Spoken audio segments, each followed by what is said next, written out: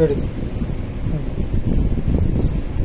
এর আগের দিন আমরা কি করছি, যে ইলেকট্রিক্যাল বিভিন্ন প্যারামিটার, কারেন্ট ভোল্টেজ এইসব বিষয়ে ভিডিও আপলোড করছি। তো কারেন্ট ভোল্টেজের পরে আমাদের যেটা জানার দরকার সেটা হলো পাওয়ার। ঠিক আছে, তো আমরা প্রায়ই বলি যে কারেন্ট চলে গেছে, আসলে কারেন্ট যায় না, কারেন্ট সবসময় থাকে, আর কারেন্ট ভোল্টেজ সবসময় একসাথেই চলে। সুতরাং কারেন্ট ভোল্টেজ কেউই যায় না, যেটা যায় সেটা হলো পাওয়ার। তো সেই জন্য আমাদের পাওয়ারটা জানা দরকার। পাওয়ার জিনিসটা কি? পাওয়ার আসলে দুইটা ভাষায় ব্যবহার করা হয়, একটা হলো ইলেকট্রিক্যাল আর একটা হলো মেকানিক্যাল। এনার্জি যেমন ইলেকট্রিক্যাল মেকানিক্যাল এনার্জি আলাদা আলাদা আছে, তেমনি পাওয়ার আলাদা আলাদা আছে। তো ইলেকট্রিক্যালের ভাষায় পাওয়ার হলো ভোল্টেজ ও কারেন্টের গুণফল। মানে এই যে আমরা সূত্র লিখি পাওয়ার পি সমান পিআই। আর পাওয়ার কিভাবে লেখা যায়, প্রতি সেকেন্ডে যে পরিমাণ কাজ করা হয়, তাহলে প্রতি সেকেন্ডে যদি কাজ করা হয় তাহলে পি সমান ই বাই টি, ইতে এনার্জি টিতে টাইম। আচ্ছা, পাওয়ারকে কি দ্বারা প্রকাশ করে? পি দ্বারা প্রকাশ করে, দেখো কি ওয়াট। এবার এনার্জিকে আমরা যে পরিমাণ কাজ করি, আরো যদি সুন্দর করে লিখে, এক সেকেন্ডে যে পরিমাণ কাজ করা হয়।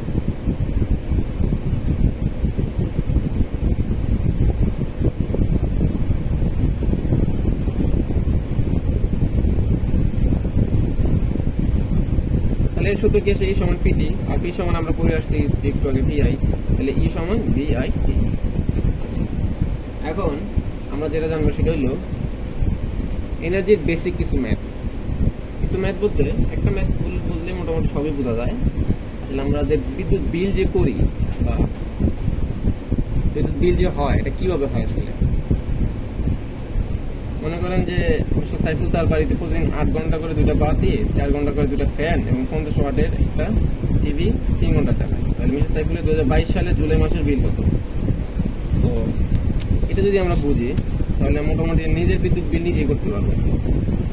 মনে করেন তার বাড়িতে প্রতিদিন 8 ঘন্টা করে 2টা বাতি জ্বলে, তাহলে বাতি কত ওয়াট খায়?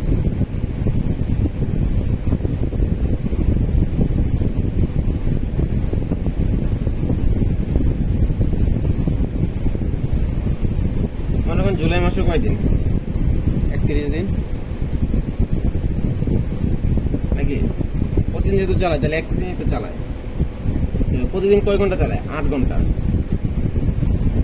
তাহলে 31 দিনে তাহলে 31 গুণ 8। আচ্ছা, কয়টা বাতি চালায়? 2টা। এবং প্রতিটা বাতি মোটামুটি 30 ওয়াটের 40 ওয়াটের হয়, আমরা ধরলাম 40 ওয়াট। আপনার নিজের বাসার লোড নিজে জানবেন। তাহলে এটা যদি গুণ করি,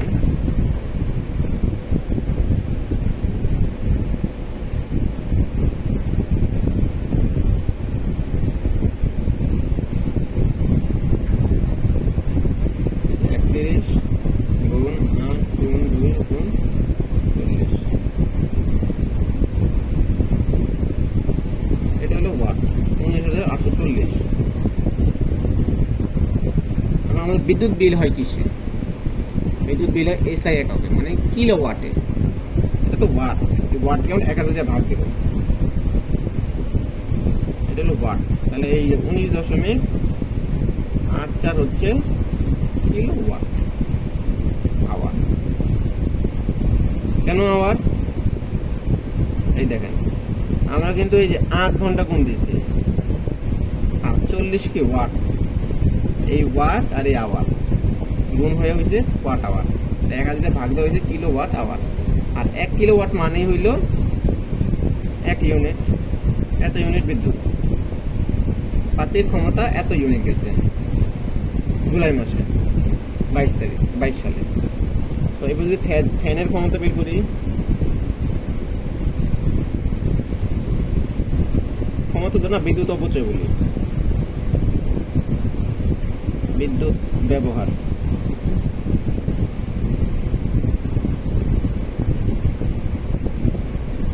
সেম জিনিস, ফ্যানও তো একই দিনে চলছে নাকি? কয় ঘন্টা করে চলছে? 8 ঘন্টা। কয়টা ফ্যান? 2টা। ফ্যান মোটামুটি 56 ওয়াট, আর 56 ইঞ্চি আর 48 ইঞ্চি। হ্যাঁ, 48 ইঞ্চি হলে 60 ওয়াট, আর 56 ইঞ্চি হলে 80 ওয়াট। কেন আমরা 80 ওয়াট? কারণ যদি ফ্যান কম বেশি হয় আমরা এইভাবে ধরি। তাহলে এই যে আওয়ার, এই যে ওয়াট, গুণ করলে হয়ে যাবে ওয়াট আওয়ার। এটা আবার গুণ করি আমরা,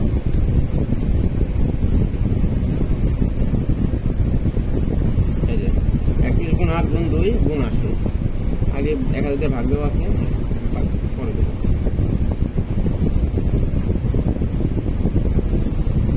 1000 দিয়ে ভাগ দিলে 39.68 কিলোওয়াট আওয়ার বা 39.68 ইউনিট।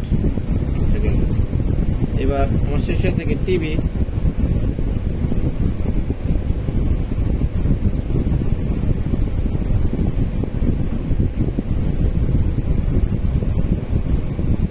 এটাও 31 দিন চলে। কয় ঘন্টা চলে প্রতিদিন? 3 ঘন্টা। টিভি তো আমার একটাই। এটা আবার ওয়াট বলে দিছে 50 ওয়াট। সবগুলো ওটাই আমরা দেখতে পাবো, লেখা থাকে এই বাতির মধ্যে বা ফ্যানের মধ্যে। যদি নাও লেখা থাকে, যে কাগজটা দেয় বা যে বক্সটা দেয় কভারটা, দুটোর মধ্যে লেখা থাকে। এটা আমরা এবার গুণ দেবো। 31 গুণ 3 গুণ 50, 4650। আবার সে আগে ওয়াট আওয়ার 1000 ভাগ দিলে 4.65 কিলোওয়াট আওয়ার, 4.65 কি ইউনিট। তাহলে আমার বাসাতে 3টা থাকে না, আর অনেক লোড থাকে। টিভি থাকে, ফ্রিজ থাকে, তারপর ওয়াশিং মেশিন থাকে, মোটর থাকে, বিভিন্ন রকম জিনিস থাকে। তো সবগুলো আমরা একটা করে বের করবো, বের করে মোট বিদ্যুৎ ব্যবহার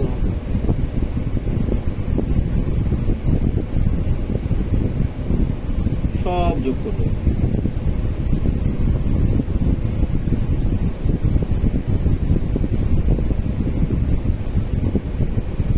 তাহলে 3টা লোডের মধ্যে বিদ্যুৎ ব্যবহার হচ্ছে কত? 1.0.84 যোগ 39.68 যোগ 4.65, 64.17 ইউনিট বিদ্যুৎ ব্যবহার হচ্ছে।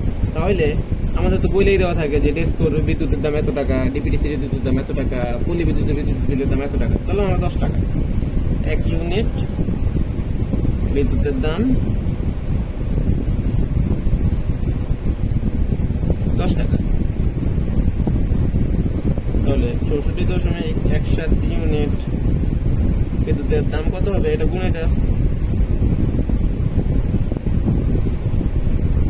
তাহলে 601.7 টাকা। তবে আপনি যখন বিদ্যুৎ বিল দেখবেন তখন কিন্তু এটা লেখা থাকবে না। আমি বলতে পারেন কেন? কারণ হইলো বিদ্যুৎ বিলের মধ্যে শুধু এই আপনি যতটুকু বিদ্যুৎ ব্যবহার করছেন ততটার বিল ওঠে না। এটার সাথে আপনার কিছু চার্জ থাকে, মোটামুটি 15 থেকে 20%, মনে করেন 15% ব্যাট থাকে। এটার সাথে এটা যোগ হবে। তার সাথে কি যোগ হবে? আপনার বিদ্যুৎ যে বিল যে করে, যে মিটার, সেই মিটারের ভাড়া। আবার অনেক অনেক জায়গায় আছে যে মিটার ভাড়া ছাড়াও আরো কিছু কিছু জিনিস নেয়। কিছু কিছু জায়গায় দেখা যায় যে সব সব কিছু আপনার মিটার ভাড়ার উপর চাপায়। কিছু কিছু বলে যে না, আমরা কাস্টমারকে কোনোভাবে ঠকাবো না, কোনোভাবে প্রতারণা করবো না, মিটার ভাড়া আলাদা লেখে। আপনার বিভিন্ন রকম ফ্যাক্টর আছে, আপনার যেমন লোড ফ্যাক্টর, তারপর ডিমান্ড ফ্যাক্টর,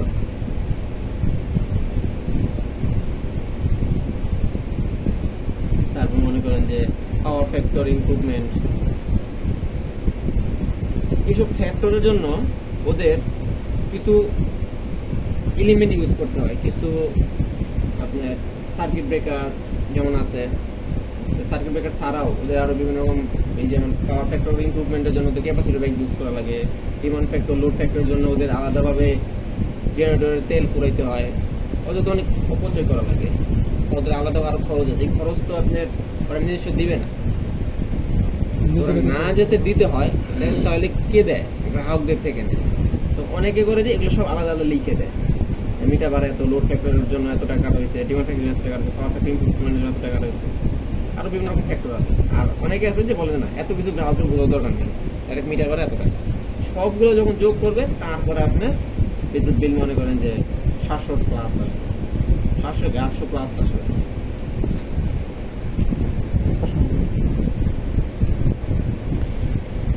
বুঝছেন আমাদের বিদ্যুৎ বিল কেন দেবো না? বুঝতে পারছি।